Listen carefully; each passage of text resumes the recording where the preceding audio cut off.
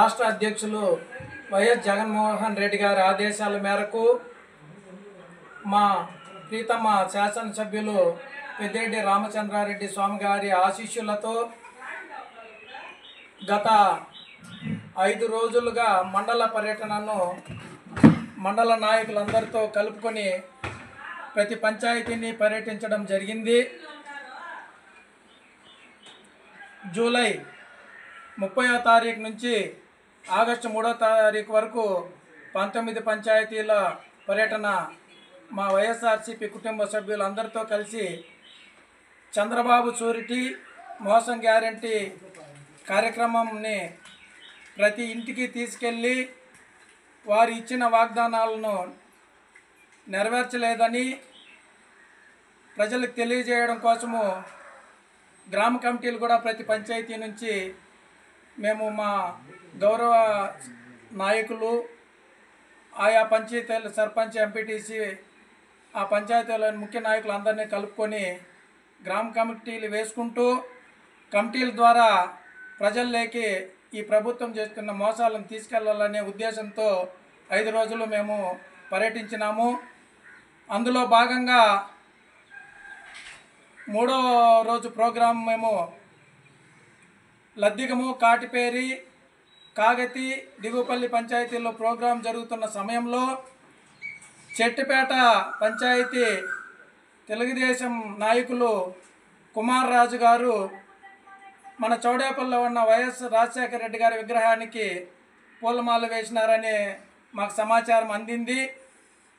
మేము సంతోషించినాము. అది వాళ్ళ వ్యక్తిగతము, వాళ్ళ ఆశావహంతో వేసినారనే ఉద్దేశంతో మేము సంతోషించినాము. అదేవిధంగా ఆదివారం రోజు 3వ తారీఖు పందిళ్ళపల్లి, ఆమినిగుంట, పరియుదన గ్రామ పంచాయతీల పర్యటన ఉండింది మా మండల నాయకులందరికీ.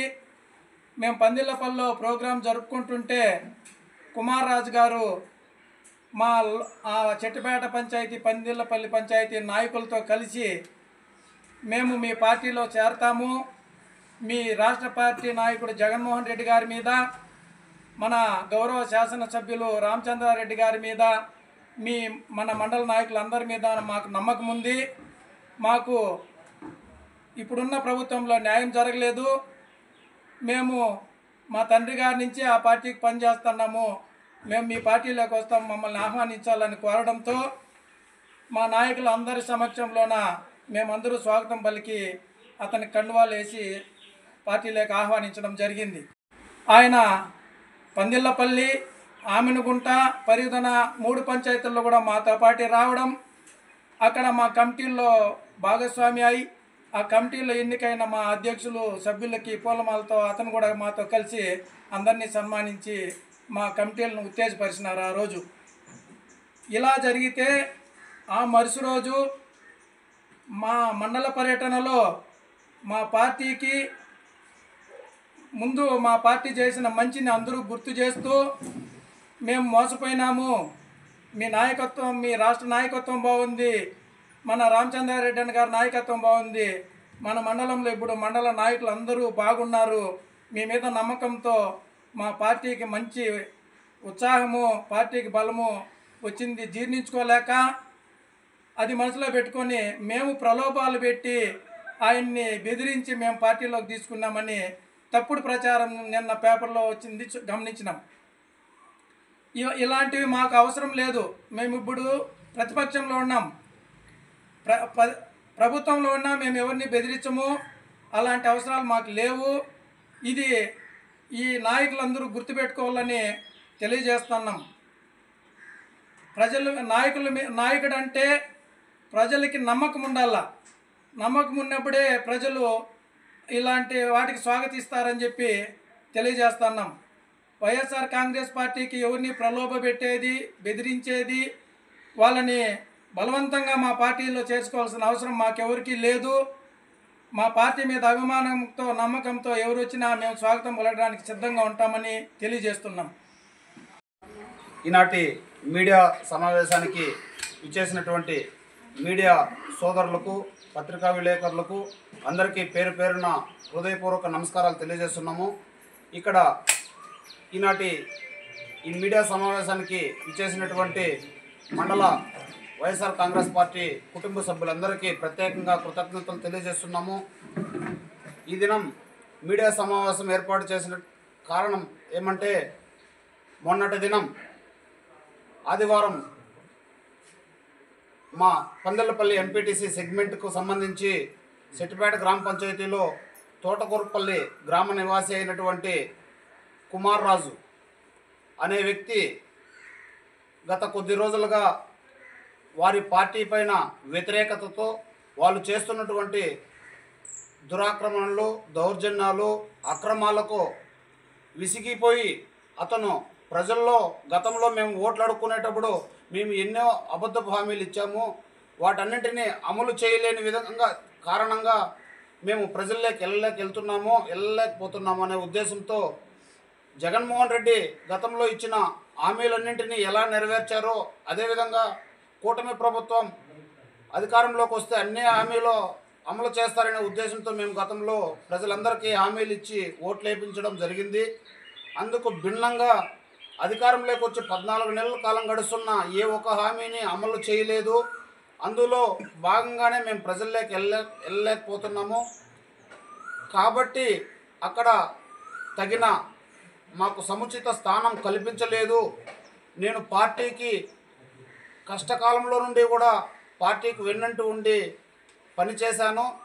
అధికారంలోకి వచ్చిన తర్వాత మమ్మల్ని పక్కకు వదిలేసి కష్టపడిన వ్యక్తులందరూ స్వలాభం కోసం మమ్మల్ని దూరం చేస్తున్నారనే ఒక నెపంతో మా దగ్గరకు వచ్చి మేము మీ వైఎస్ఆర్ కాంగ్రెస్ పార్టీలో మీ అధినాయకుడు పెద్దిరెడ్డి రామచంద్రారెడ్డి గారు మీ కార్యకర్తలందరికీ ఏ విధంగా ప్రాముఖ్యతను ఇస్తున్నారో నేను అంతా చూశాను. కాబట్టి నాకు కూడా అదే గౌరవం ఇస్తానంటే మీ పార్టీలో చేరడం జరుగుతుందని ఆయనంతకు ఆయనే తెలియజేశారు.